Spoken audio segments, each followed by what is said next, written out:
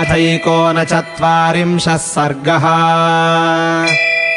रामस्य तु वचः श्रुत्वा मुनिवेशधरम् च तम् समीक्ष्य सह भार्याभिराजा विगतचेतनः नैनम् दुःखेन सन्तप्तः प्रत्यवैक्षत राघवम् न चैनमभिसम्प्रेक्ष्य प्रत्यभाषत दुर्मणाः समुहूर्तमिवासंज्ञो दुःखितश्च महीपतिः विललापमहाबाहू राममेवानुचिन्तयन् मन्ये खलु मया पूर्वम् विवत्सा बहवः कृताः प्राणिनो हिंसिता वापि तन्मामिदमुपस्थितम् न त्वेवानागते काले देहाच्यवति जीवितम् कैकेय्या क्लिश्यमानस्य मृत्युर्मम न विद्यते योऽहम् पावकसङ्काशम् पश्यामि पुरतस्थितम् विहाय वसने सूक्ष्मे तापसाच्छादमात्मजम्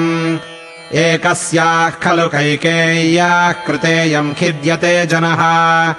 स्वार्थे प्रयतमानायाः संश्रित्य निकृतिम् त्विमाम् एवमुक्त्वा तु वचनम् बाष्पेण विहतेन्द्रियः रामेति सकृदेवोक्त्वा व्याहर्तुम् न शशाकसः संज्ञाम् त्वप्रतिलभ्यैव मुहूर्तात् स महीपतिः नेत्राभ्यामश्रुपूर्णाभ्याम् सुमन्त्रमिदमब्रवीत् औपवाह्यम् रथम् युक्त्वा त्वमायाहि हयोत्तमैः प्रापयैनम् महाभागमितो जनपदात् परम् एवम् मन्ये गुणवताम् गुणानाम् फलमुच्यते पित्रा मात्रा च यत्साधुर्वीरो निर्वास्यते वनम् राज्ञो वचनमाज्ञाय सुमन्त्रः शीघ्रविक्रमः योजयित्वा ययौ तत्र रथमश्वैरलङ्कृतम् तम् रथम् राजपुत्राय सूतः कनकभूषितम्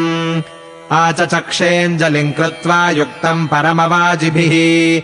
राजा सत्वरमाहूय व्यापृतम् वित्तसञ्चये उवाच देशकालज्ञो निश्चितम् सर्वतः शुचिः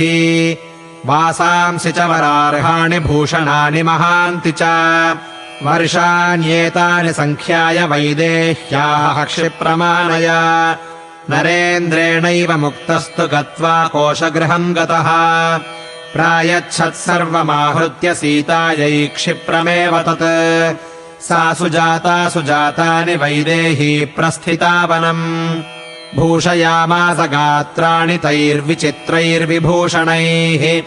यराजयत वैदेही वेश्म तत्सु विभूषिता उद्यतोऽंशमतः काले खम्प्रभेव विवस्वतः ताम् भुजाभ्याम् परिष्वज्य श्वश्रूर्वचनमब्रवीत् अनाचरन्तीम् कृपणम् मूर्ध्वपाघ्राय मैथिलीम् असत्यः सर्वलोकेऽस्मिन् सततम् सत्कृताः प्रियैः भर्तारम् नानुमन्यन्ते विनिपातगतम् स्त्रियः एष स्वभावो नारीणामनुभूय पुरा सुखम् अल्पामप्यापदम् प्राप्य दुष्यन्ति प्रजहत्यपि असत्यशीला विकृता दुर्गा अहृदयाः सदा असत्यः पापसङ्कल्पाः क्षणमात्रविरागिणः न कुलम् न कृतम् विद्या न दत्तम् नापि सङ्ग्रहः स्त्रीणाम् गृह्णाति हृदयमनित्यहृदयाहिताः साध्वीनाम् तु स्थितानाम् तु शीले सत्ये श्रुते स्थिते स्त्रीणाम् पवित्रम् परमम् पतिरेको विशिष्यते सत्त्वया नावमन्तव्यः पुत्रः प्रव्राजितो वनम् तव देव समस्त्वेष निर्धनः सधनोऽपि वा विज्ञाय वचनम् सीता तस्या धर्मार्थसंहितम् कृत्वाञ्जलिमुवाचेदम् श्वश्रूमभिमुखे स्थिता करिष्ये सर्वमेवाहमार्यायदनुशास्ति माम् अभिज्ञास्मि यथा भर्तुर्वर्तितव्यम् श्रुतम् च मे न मामसज्जनेनार्या समानयितुमर्हति धर्माद्विचलितुम् नाहमलम् चन्द्रादिवप्रभा नातन्त्री वाद्यते वीणा नाचक्रो विद्यते रथः नापतिः सुखमेधेत या स्यादपि शतात्मजा मितम् ददाति हि पिता मितम् भ्राता मितम् सुतः अमितस्य हि दातारम् भर्तारम् का न पूजयेत् साहमेवम् गता श्रेष्ठा श्रुतधर्मपरावरा आर्ये किमवमन्येयम् स्त्रिया भर्ता हि दैवतम् सीताया वचनम् श्रुत्वा कौसल्या हृदयङ्गमम् शुद्धसत्त्वा मुमोचाश्रु सहसा दुःखहर्षजम् ताम् प्राञ्जलिरभिप्रेक्ष्य मातृमध्येति सत्कृता रामः परमधर्मात्मा मातरम् वाक्यमब्रवीत् अम्ब मा दुःखिता भूत्वा पश्येस्त्वम् पितरम् मम क्षयोऽपि वनवासस्य क्षिप्रमेव भविष्यति